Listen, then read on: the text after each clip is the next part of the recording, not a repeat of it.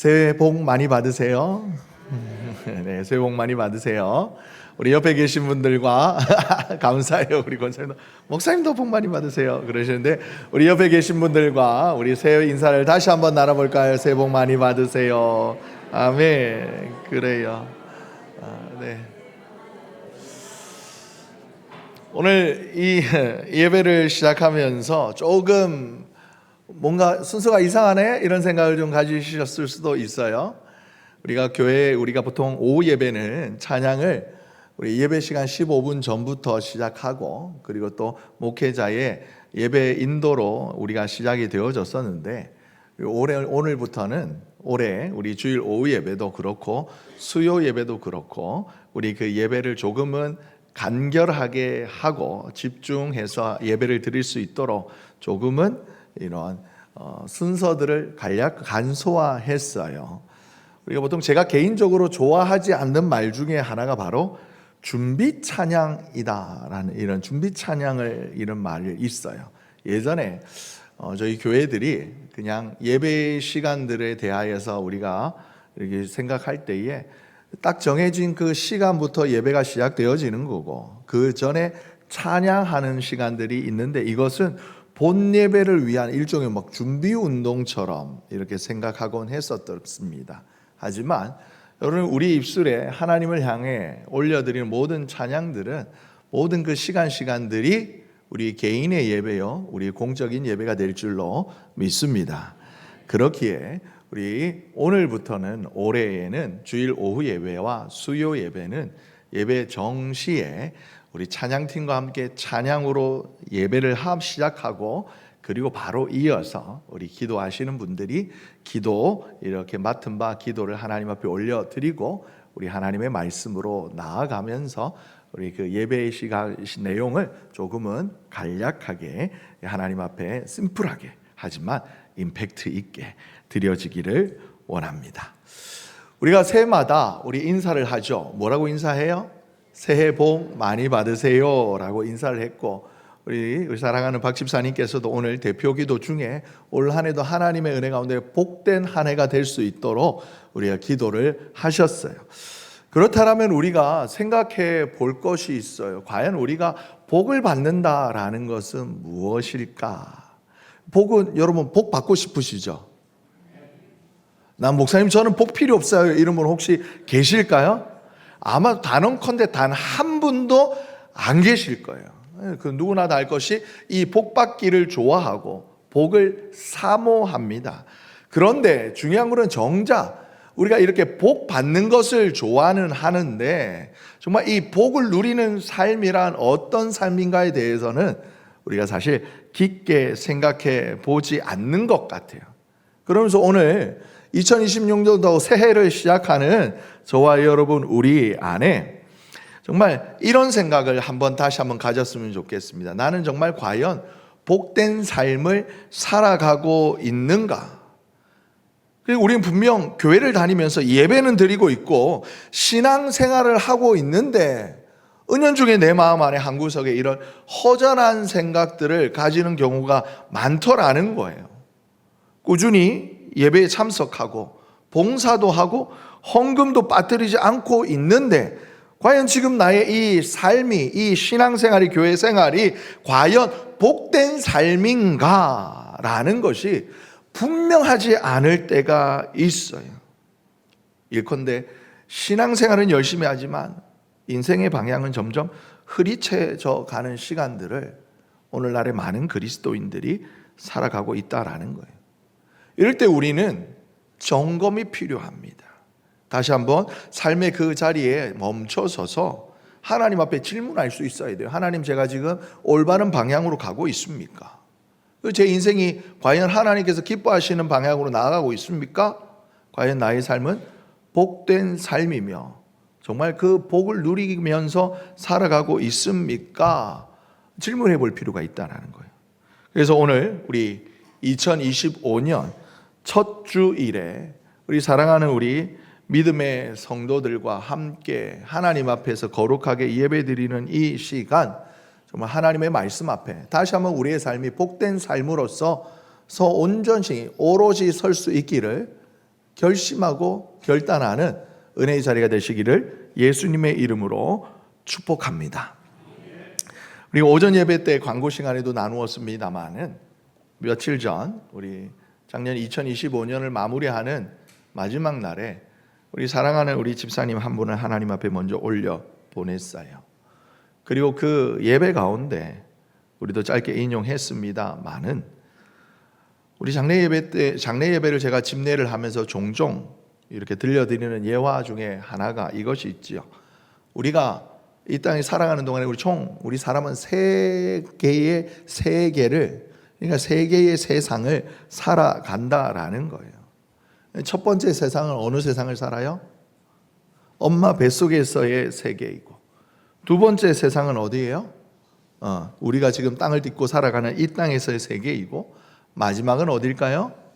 그렇죠. 하나님의 나라에서의 삶인 거예요. 이처럼 여러분, 우리가 엄마의 뱃속과 그리고 이 땅에서의 우리 삶과 하나님 나라에서의 삶을, 이 세 개의 세상을 살아가다 보니까 당연히 우리 그리스도인들에게도 혹자들이 말하기를 우리 그리스도인은 세 번의 생일이 있다라고 말을 하곤 해요. 첫 번째 생일은 언제일까요, 여러분? 첫 번째 생일은 언제일까요? 내가 태어난 날. 그래, 이 땅에 태어난 날. 그래서 일부러 케이크도 3단 케이크를 준비해 봤어요, 그림을. 그래요? 두 번째 생일은 언제일까요, 여러분? 두 번째 생일은 언제일까요? 우리 그리스도인이라면 너나 할 것이 가지는 예수님을 인격적으로 만난 날. 교회에 처음 온 날이 아니에요, 여러분. 정말 내 마음속으로 나의 온 마음과 뜻과 정성을 다해 예수 그리스도를 나의 구주로 고백하는 그 날, 그러므로 말미암아 내 영혼이 새롭게 거듭난 날, 이것이 우리의 그리스도인의 두 번째 생일이라는 거예요. 그리고 여기에서 멈추지 말고 우리 그리스도인은 세 번째, 오늘 말씀의 제목입니다만은 나의 세 번째 생일을 가져야만 한다라고 누군가가 말씀을 하시더라고요. 이 세 번째 생일은 어떤 날일까요, 여러분? 어떤 날일까요? 오늘 우리가 그리스도인이 가져야 할 바로 세 번째 생일에 관하여서 오늘 이사야 6장은 우리 이 짧지만 아주 강력한 통찰을 전해 줍니다. 바로 우리 그리스도인이 가지는 세 번째 생일은 바로 구원받은 하나님의 사람으로서 나를 이 땅에 보내신 하나님의 뜻이자 내 인생의 목적을 새롭게 하는 날이다라는 거예요. 그러니까 오늘 오전에도 우리가 하나님 말씀 나누었던 것처럼 하나님의 자녀가 되는 것은 어려워요, 쉬워요? 쉬워요, 어려워요? 헷갈려요? 주무셨어요? 어렵지 않다고 말씀드렸어요. 어떻게 하면 하나님의 자녀가 되는 권세를 누릴 수 있다 그랬어요? 뭐 하면 돼요? 영접, 그렇죠. 할렐루야. 오늘 주신 말씀 요한복음 1장의 말씀처럼 12절의 말씀처럼 영접하는 자에게는 누구든지 하나님의 자녀가 되는 권세를 주셨다고 했어요. 증거리 아니요? 그래요. 하나님의 자녀가 되는 것은 어렵지 않아요. 아주 심플합니다. 우리에게 주신 존귀하신 하나님의 그 말씀을 힘입어 예수 그리스도를 내 인격적으로 내가 영접하면 돼요. 그런데 그리고 이어서 그 다음에 또 우리가 가져야 할 중요한 질문이 있다라고 말씀드렸어요. 뭐예요? 하나님의 자녀다운 삶을 우리가 어떻게 살아야 하는가? 여러분, 이 하나님의 자녀다운 삶은 쉽다고 했어요? 어렵다고 했어요? 또 반대로 말했지. 어렵다고 했나요? 쉽다고 했나요? 사실 여기는 녹록지 않다라고 말씀을 드렸어요. 하지만 우리가 어떻게 하면 이 하나님의 자녀다운 삶을 살아갈 수 있다고 말씀을 드렸습니까? 어떻게 하면요? 뷔페를 생각하라고 말씀드렸어요. 뷔페. 제가 처음에 뭘 많이 먹는다고 그랬어요? 그렇죠. 이주영 집사님 역시 말씀 잘 들으셨네요. 근데 안 들으셨어요. 예, 제가 해산물 좋아하니까 초밥을 막 먹고 나면 뭐 때문에 후회한다고 그랬어요? 어디 앞에서? 그렇죠. 두 번째 스테이키 앞에서. 예, 스테이키 모르세요? 스테이키? 너무 사투리인가? 스테이크. 초밥을 많이 먹고 났더니 스테이크 앞에서 초밥을 너무 많이 먹어서 이제 스테이크가 들어갈 데가 없어가지고 이렇게 후회한다고 그랬잖아요. 그리고 억지로 스테이크 2조각 먹고 나면 제가 어디 앞에서 후회한다고 그랬어요? 그렇죠. 튀김 앞에서 후회한다고 그랬어요. 여러분, 하나님의 자녀다운 삶을 살아가려면 제일 먼저 어떻게 해야 된다고 그랬어요? 그리스도로 충만한 삶을 살아야 돼요. 유행가 가사 기억나시죠? 시작. 안전하자. 이것만 잘 기억하시는 것 같아.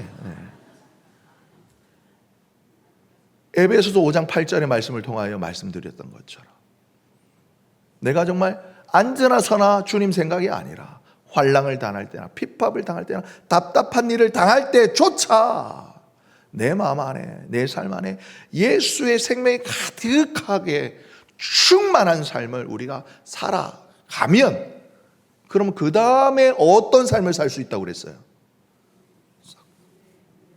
그렇죠. 은혜 위에 받은 은혜, 내게 주신 은혜, 내가 받은 은혜 위에 어떻게 해요?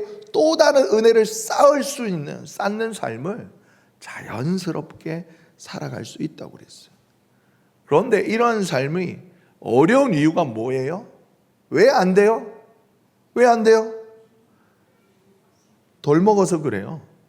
스테이크 2개, 3개 먹을 수 있는 건 왜 그래요? 초밥 덜 먹으면 그런 거예요. 튀김을 마음껏 퍼서 먹을 수 있는 건 뭐예요? 초밥하고 스테이크를 덜 먹어서 그런 거예요. 예수로 충만하지 못하면 여러분, 은혜 위에 은혜를 쌓는 삶이 어려워요. 하지만 우리가 예수로 충만하면 은혜 위에 은혜를 쌓는 삶이 어렵지 않다라는 말씀이었어요.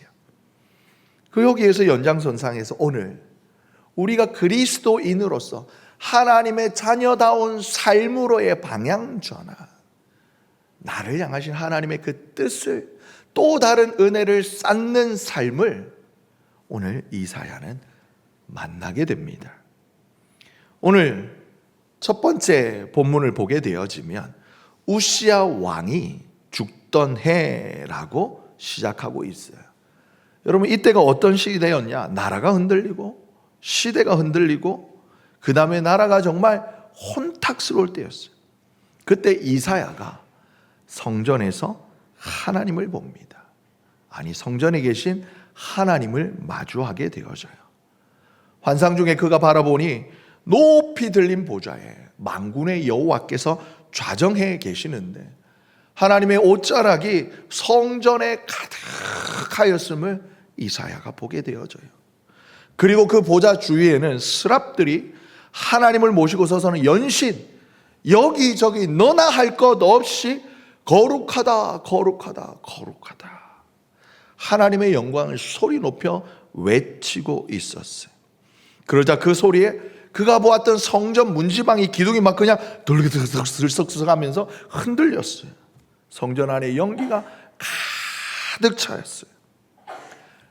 여러분, 이 거룩한 임재, 영광스러운 자리 앞에 선 이사야가 제일 먼저 한 말이 뭔지 아세요?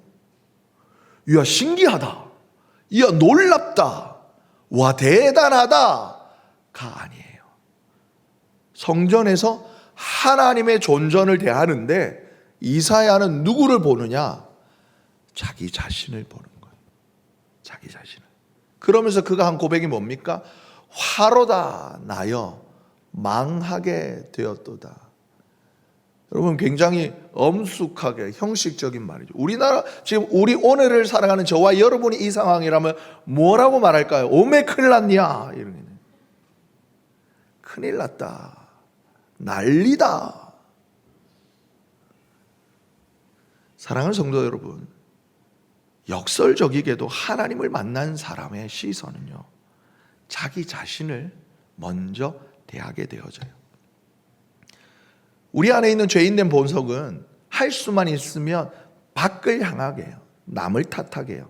상황을 탓하고 사람을 탓하고 시대를 탓해요.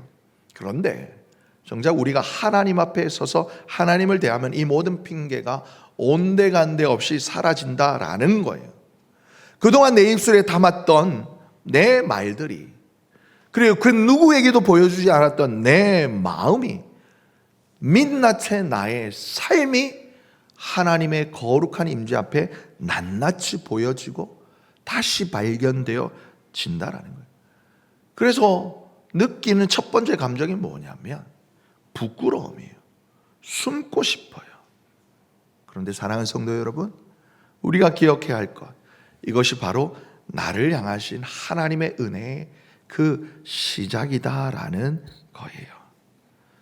만약 우리가 하나님을 만났는데 나 하나님 만났어 하면서 그의 눈에 자기 자신이 멀쩡해 보인다면 그는 아직 하나님을 제대로 만난 것 아닙니다.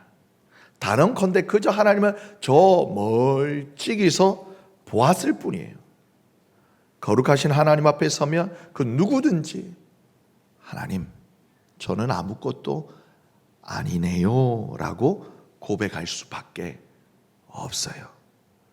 그리고 이러한 겸손의 고백 그 자리에서 그걸로 끝나버리는 게 아니에요.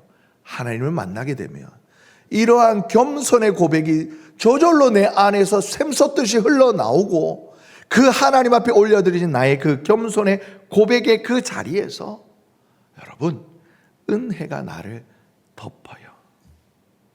두 번째, 오늘 본문에서 통해서 우리가 생각해 볼 것은 하나님을 만나면 하나님 크신 은혜가 나를 덮음을 깨닫게 된다니까요. 여기에서 우리의 복음이 시작되는 거예요. 이사야가 자기 자신을 정죄하고 주저앉아 있었어요. 그때 천사가 제단의 숯불을 하나 부지깽이로 집어온 다음에 손으로 이렇게 집어가지고 어떻게 해요? 이사야의 입에 대요. 이사야의 입을 찢습니다. 그러면서 뭐라고 그러냐면 이것이 너의 입에 닿았으니 이전에 너의 모든 악들이 다 제거되었노라. 너의 모든 죄가 사하여졌느니라 말씀해요. 여러분, 이것이 하나님 앞에 서는 사람이 경험하는 은혜의 복음의 정수이자 핵심이에요. 여러분 보시면 이사야가 막 결심해 스스로 막 닦겠다고 막 목욕. 오늘 아침에 제가 저희 사무실 이렇게 정리하다 보니까 때타올이 하나 나오더라고요. 뜬금없이 뭔가 싶죠. 제가 우리 사랑하는 어느 우리 장로님과 함께 즐겨 찾는 그 사이트가 있어요. 알리익스프레스. 네. 그곳에서 보니까 제가 그거 980원을 주고 때타올을 하나 샀더라고요. 왜 샀는지는 이유를 모르겠어요. 네. 우리 한국 사람들 독하고 독하죠. 어떻게 해요? 몸에 때 닦으려고 그 뜨거운 40도 넣는 물에 막 1분도 아니고 막 익어 죽을 것 같은데 막 10분씩 막 불려요. 그리고 그 다음에 야들야들해진 피부에 어떻게 해요? 그 옷에 막 이태리 타올 들고 팍팍 밉니다. 그리고 난 다음에 그제서야 어떻게 해요? 어우 시원하다. 그걸로 안 끝나잖아요. 그러고 나면 어떻게 해요? 또 전기 사우나에 들어가가지고 막 목욕탕 즐겨 가시는 우리 권사님 한 2시간 하셔요. 네? 네. 사랑하는 김모 권사님 사우나 애용하시는 걸로 아는데 우리 남자분들은 30분도 힘들잖아요, 그죠? 와, 우리 여성분들은 막 얼마나 독하신지. 네. 아무튼 이사야 오늘 본문을 보면요, 여러분 이사야가 빡빡 닦고 있어요. 이 좀 때 닦아 보겠다고? 아니요. 하나님 앞에 서서 나의 죄를 그저 고백했을 뿐이에요. 그 자리에 우리 주님이 마치 깨끗한 세마포로 누가복음 15장의 탕자의 비유에서처럼 그 아들이 못난 이놈이 아버지의 재산의 절반이나 다 탕진하고 난 다음에 먹을 것도 없어가지고 돼지가 먹는 것 그거 주섬 주워 먹고 있다가 야, 이대로 있다가는 굶어 죽겠다. 아버지에게로 돌아가자 해서 터벅터벅 왔을 때에 아들이 먼저 아버지를 발견한 게 아니에요. 아버지가 저 멀리서 갈 때는 정말 세상을 다 가진 것처럼 어깨가 이렇게 확 올라가 기고만장하고 막 나갔던 아들이 그냥 푹 처져가지고 돌아오는데도 아버지는 알았어요. 저놈이 내 새끼구나. 아버지가 달려가서 뭐 해요? 아버지의 옷을 벗어가지고 덮어요. 혹시나 동네 사람들이 내 아들의 누추한 모습 보고 손가락질 할까봐 아버지의 좋은 옷을 덮어주고는 은가락지 빼어가지고 아들의 손에 껴줍니다. 껴주면서 어금맞춰 입을 맞추면서 아들아, 내 사랑하는 아들아, 잘했다고 동네 잔치를 벌이는 것처럼 이사야가 화로다 나여 망하게 되었도다. 그동안 내 입술이 부정하였고 뿐만 아니라 입술이 부정했던 백성 중에 내가 살았던 죄인된 삶이 나였구나 고백하자. 주님이 어떻게 해요? 너의 죄가 사하여졌느니라. 여러분, 결심하고 노력해서 애써서 얻은 은혜가 아니에요. 하나님 앞에 서서 자기 자신을 돌아보니 하나님의 은혜가 그를 푹 덮어 주신 거예요. 사랑하는 성도 여러분, 하나님께서 저와 여러분을 부르시는 방식이 대부분 이래요.